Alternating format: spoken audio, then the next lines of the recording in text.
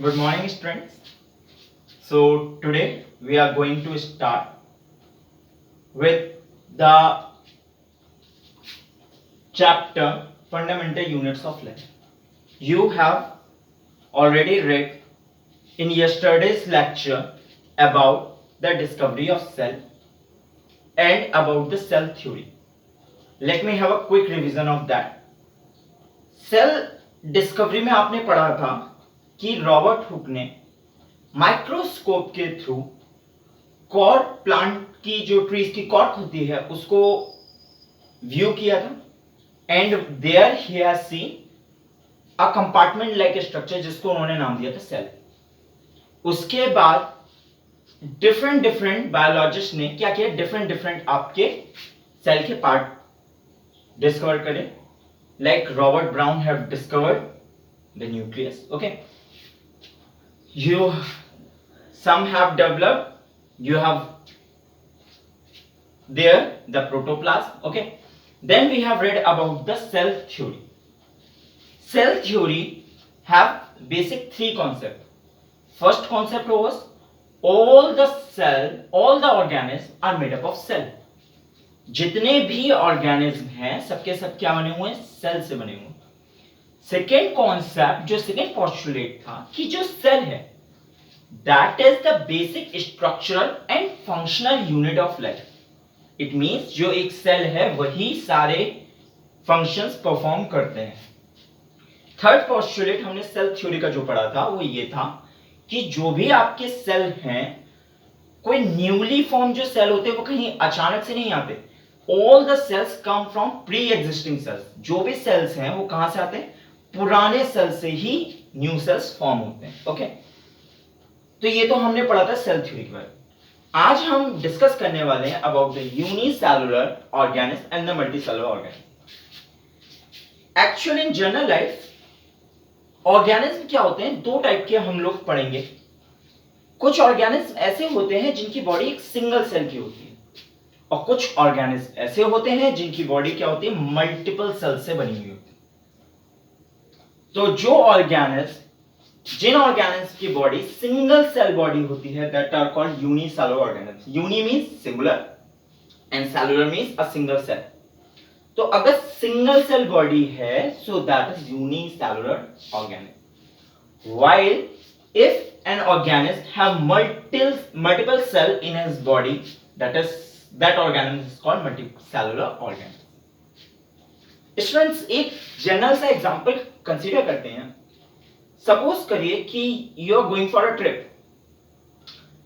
में आप अकेले हैं, ठीक है।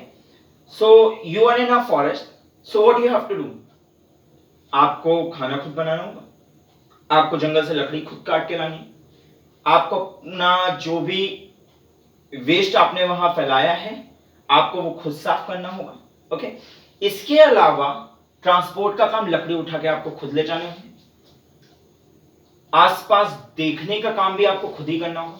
बेसिकली अगर आप अकेले हैं जंगल में तो सारे जितने काम हैं सबके सब आपको अकेले करने होंगे। कंसीडर करिए इसका उल्टा, आप अपने ढेर सारे फ्रेंड्स के संग गए। हर फ्रेंड की अपनी एक खासियत है। कोई फ्रेंड खाना बहुत अच्छा बनाता है, कोई सफाई करने में बहुत अच्छा है, कोई आसपास नजर रखने में काफी अच्छा है। सो हर पर्सन का डिफरेंट काम है।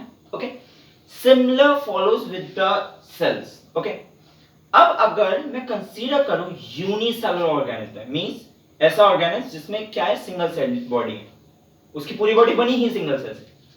अब जब एक ही सेल है, काम तो उसको सारे करने, मींस उसको खाना भी खाना है, उसको ग्रोथ भी करनी है, उसको एक जगह से दूसरी जगह जाना भी है, संग उसको वेस्ट को भी साफ करना है। तो सारा काम क्या करना है, एक ही सेल को करना है। तो क्या होता है, यूनिसेलुलर ऑर्गेनिज्म में जितने भी फंक्शंस परफॉर्म करने होते हैं that are done by a single cell. इसके अलावा यूनिसेलुलर ऑर्गेनिज्म की एक खासियत ये भी होती है कि उनका जो लाइफ स्पैन होता है वो शॉर्ट होता है, मींस उनकी जो लाइफ होती है वो बहुत छोटी होती है। ठीक है, सो यूनिसेलुलर ऑर्गेनिज्म के बारे में हम लोग क्या क्या समझ गए अब तक। पहला, unicellular organism are made up of single cell. Secondly, we have understood that A single cell perform all the functions. Third, their lifespan is short. Example, we can consider amoeba or paramecia.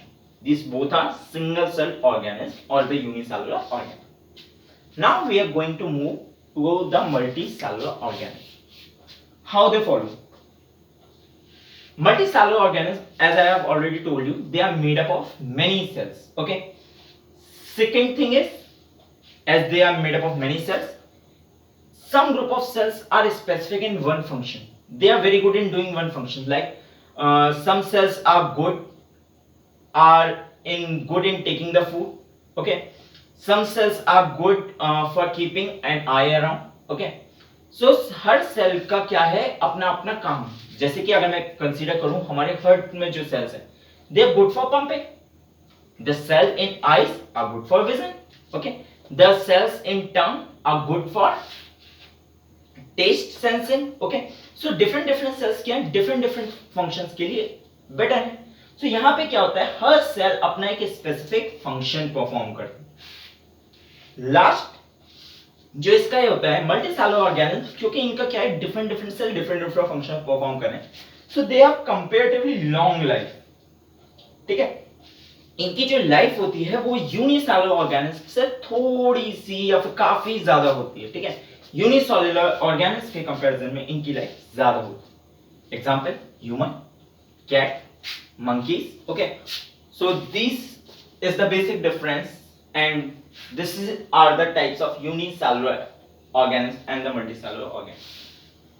Okay.